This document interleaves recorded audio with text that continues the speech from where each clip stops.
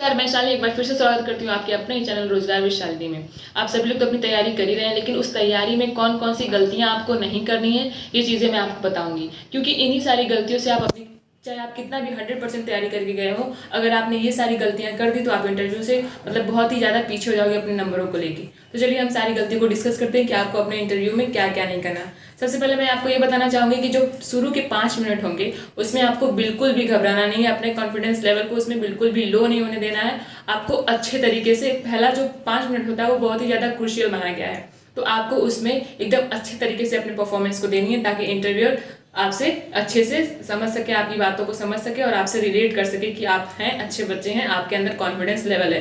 तो आपको पहले 5 मिनट में बिल्कुल भी नहीं घबराना है। अब आइए हम लोग देखते हैं कि कौन कौन सी गलतियां जो जनरली बच्चे कर देते हैं और अपने इंटरव्यू से ही बाहर हो जाते हैं। तो चलिए हम लोग देखते हैं। सबसे पहली बात मैं जो आपको बताने जा रही हूँ कि पहला पॉइंट ये है कि एग्जामिनर की बात को आपको पूरा सुनना है। ये नहीं कि एग्जामिनर ने अभी अपनी बात को पूरी कंप्लीट ही नहीं की तब तक आप अपने ओवर कॉन्फिडेंस में पूरा जवाब दिए जा रहे हैं, वो जो नहीं पूछ रहे हैं आप उसका भी जवाब दे रहे हैं। तो आपको ऐसा बिल्कुल नहीं करना है। पहला पॉइंट ये है कि आपको एग्जामिनर की बात को पूरा सुनना है, वो क्या कह रहे हैं, क्या वो आपसे सुनना चाहते हैं, आपको उन चीजों का ध्यान रखना है। दूसरी बात ये कि आपको अपने कॉन्फिडेंस को बनाए रखना है, ना कि आपको अपने ओवर कॉन्फिडेंस को बढ़ाना है। तो ओवर कॉन्फिडेंस को आपको अवॉइड करना है और कॉन्फिडेंस अपने अंदर रखना है। ये नहीं कि अभी एग्जामिनर ने एक शब्द बोला और आपको बहुत ज्यादा कॉन्फिडेंस है कि अरे वाह मुझे तो ये आ रहा है, और आपने बोलना स्टार्ट कर दिया। हो सकता है जो आप समझ गए वो एग्जामिनर ना पूछे रहे हो, उनके पूछने का मतलब कुछ और रहा हो, इसलिए आपको ओवर कॉन्फिडेंस को भी अवॉइड करना है।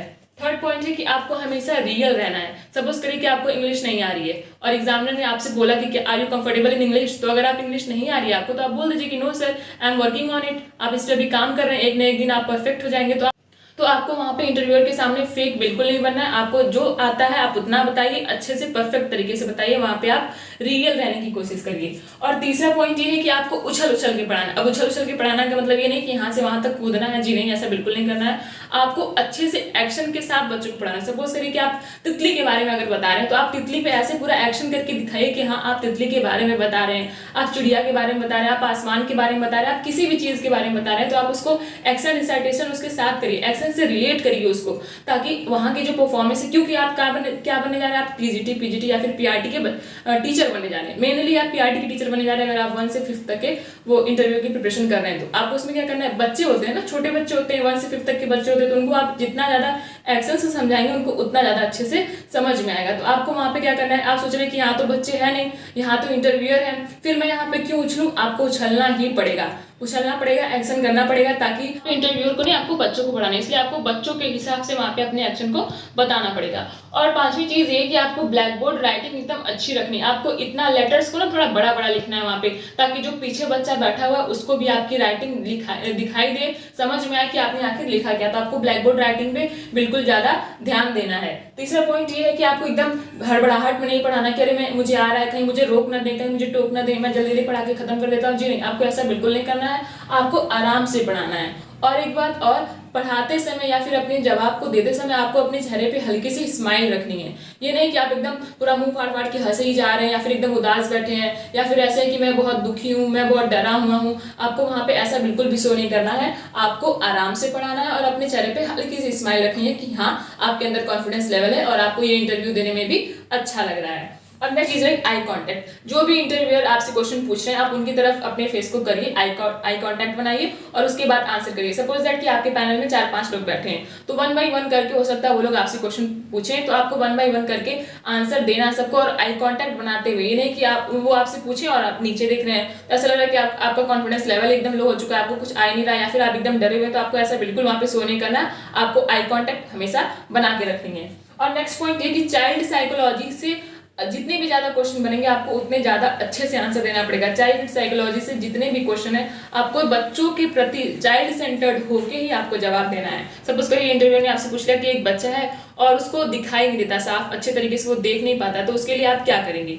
तो आपको उसके लिए अच्छे से जवाब देना कि मैं उसको आगे बिठाऊंगा और उसकी केस स्टडी करूंगा कि आखिर क्या प्रॉब्लम है, उसके हिसाब से मैं उसका इलाज कि एक अच्छे से करूंगा, ताकि वो बच्चा जो है जो उसके अंदर प्रॉब्लम है उसका मैं निदान कर सकूं। निदानात्मक मुझे उपचार करना है उसका। आपने पढ़ाई होगा चाइल्ड साइकोलॉजी में। अब नेक्स्ट आता है कि आपको वहां पे क्वेश्चन पूछा जाएगा कि आपके इतने अच्छे मार्क्स हैं, है ना, आपको यहाँ तक आने का मौका मिल गया, फिर आप केवीएस में ही क्यों जाना चाहते हैं, आप डीएसएसबी को क्यों नहीं ज्वाइन कर रहे हैं। तो आपको ये जवाब देना है कि क्योंकि डीएसएसबी आपको सबको पता है कि वहाँ पे हमको नौकरी दिल्ली में ही मिलेगी, तो आपको ये जवाब दे देना है कि क्योंकि केवीएस हमको अलग अलग राज्यों में जाने का मौका देता है, हमें अलग अलग जगह घूमने का मौका देता है ताकि हम अच्छी अच्छी जानकारियों को प्राप्त कर सके, अपने नॉलेज को बढ़ा सके। इसलिए मेरा ड्रीम शुरू से ही रहा कि मैं केवीएस को ज्वाइन करूँ, इसलिए मैं केवीएस को ज्वाइन करना चाहता हूँ।